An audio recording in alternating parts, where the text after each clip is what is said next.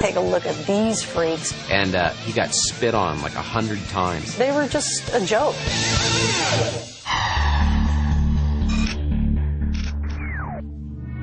We'd play shows, and Nigel would come backstage and go, "That guy sucks. He can't play. I want him out of the band." Nicky was not a strong musician.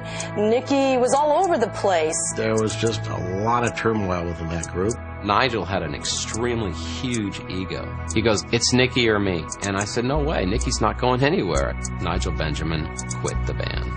The magic was gone. Nicky said, "I want something bigger. I want to shock people. I want to get out there and I want to be known." One day I'm sitting with Nicky, we're out in my car, and Nicky started crying. And I go, "What's the matter?" And he goes, this makes me sad to think about it. He was, hold on a second. He started crying because he was quitting the band, and I didn't know that, you know.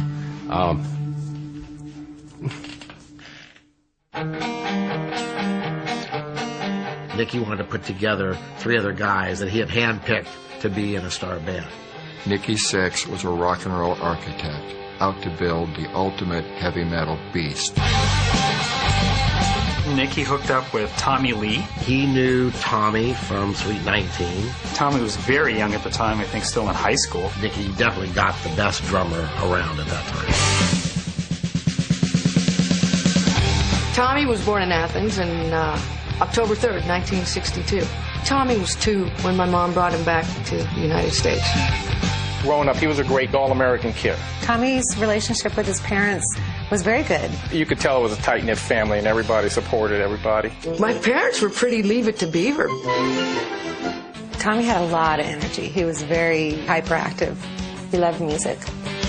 Tommy was banging on the stuff in the kitchen. He was playing on the walls. My father bought him a drum set for Christmas from Sears. And the front was all psychedelic, and there was a light inside the kick drum that blinked on and off, and he just thought that was the coolest thing alive. I remember when Tommy first got into ballet and tap class. Tommy had to come with me to class. Instead of him just sitting and watching the whole time, my mom was like, "While you're here, you might as well try it, right?" So he kind of got into it. They used to call him the 2x4 because he was like really stiff, you know? I remember one time coming over to his house and he's in a pair of tights. And I'm like, "Tom, why are you wearing the tights?" If I was ever mad at him or something, I'd go right in the middle of the street and I'd just go, "Hey, Tommy, it's time for ballet!" He was kind of embarrassed about it. I met Tom at Royal Oak High School. Tommy was a skinny little guy, long hair, and kind of tall and lanky. It was tough for him because he wasn't quite cool yet. He didn't really know where he was fitting. Tommy got hassled a lot just for looking different and being different and having different interests. You know, he didn't want to play football. He really wanted people to like him, and if they didn't like him, he was kind of hurt and wanted to know why. You know, why don't they like me? Tom was a quiet guy, but his personality, he would change when he would play the drums. I mean, you could see it. He was in our high school band. Yeah, he was a band nerd. Everything was music, music, music. Tommy would play the drums 24 hours a day, 7 days a week. If anything, we had to pry Tommy off the drums.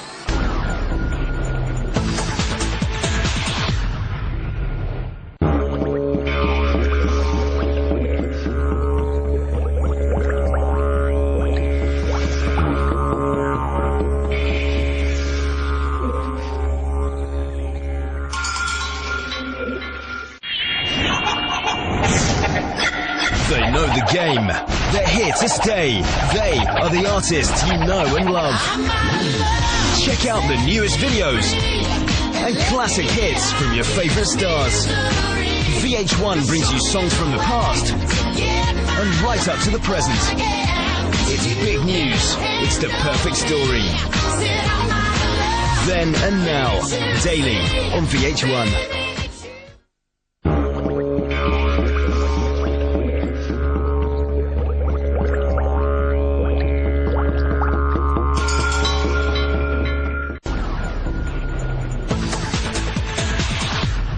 Tommy Tommy always wanted to start a band. They made up the group US 101. Basically, it was a cover band. They were playing Styx. Stuff like Fog Hats. Journey was real popular. Once Tommy was getting more comfortable with himself, that's when he got really cute. The girls started really digging him.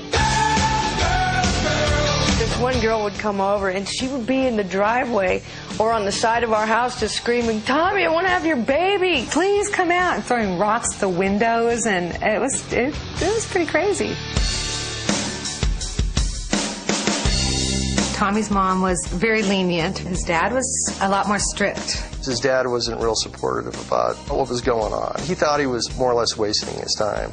They had conversations about his education and where he was going in life. It got ugly once in a while.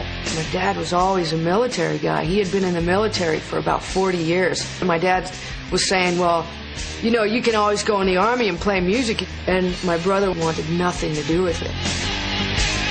That ended up being a pretty gnarly fight. My dad was pissed off, and he said something about being a man, let's go outside. He took my brother in the backyard, and they were fist fighting. Tommy left right then. He just left and, you know, didn't come back till 2, 3 in the morning, something like that.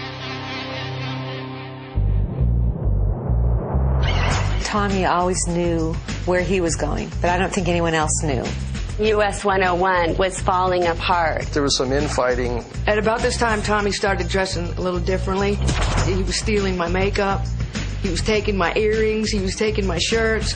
He was starting to play in a band called Sweet 19, starting to play some of the Hollywood clubs, starting to get into the stuff that he really wanted to do. We had heard through the grapevine that Tommy had got together with Nicky, the guy from London. Him and Tommy clicked immediately. He got the call to play with Nicky. He left high school, he left the house, then he moved to Hollywood. There's nothing you can do to stop him at that point. I remember just flipping out because all of a sudden he was just gone. Nicky had a vision of this band. It was his concerted effort to put the ultimate rock band together. He had found an amazing drummer. The problem was just trying to find a great guitarist. His real name was Robert Anthony Deal. He grew up in Garden Grove, California. He didn't like the initials RAD, R-A-D. He was always coming up with another name every week to be called instead of being called Bob Deal. When he hit Mick Mars, you know, it just kind of came out and it stuck. We had a band called White Horse back in the mid-'70s. Mick was a guitar player that followed our band around, and he was just dying to get in our group. We were playing Deep Purple, Led Zeppelin. Mick would come around to where we would play, and he would just stand there and look at us. He was introverted and shy. Mick had 2 children by his first wife. He had to make money so he could support the kids. He didn't have a dime to his name. His amp was blown up, his guitar had a broken neck, and the guy had 1 set of clothes. But it didn't matter. I was immediately blown away by the way he played. Let's turn out the lights. This guy's just got it. He added a dimension to the band that we didn't have before. We knew we were going to be famous. We were in a record deal, and our managers saw disco as the next big thing. We want you guys to put 3 disco songs on your album. Mick and I said, no, we're not doing that. We were a ballsy rock and roll band, and we weren't going to settle for anything less than that. Things just kind of fell apart after that. Mick and Kenny continued on for a few years in Vendetta. Pretty soon that band fizzled out, and Mick was back on the streets destitute. I don't know how Mick survived. He hooked up with another gal. He had another baby. All of his bills started piling up. He was starting this pattern of failure, and I think he just saw, hey, I'm never going to be able to get out of this if I don't change something. Mick had put an ad in the Recycler stating that he was a loud, rude, aggressive guitar player looking for same, and he got a phone call from Nicky Sixx. Mick showed up, and that was it.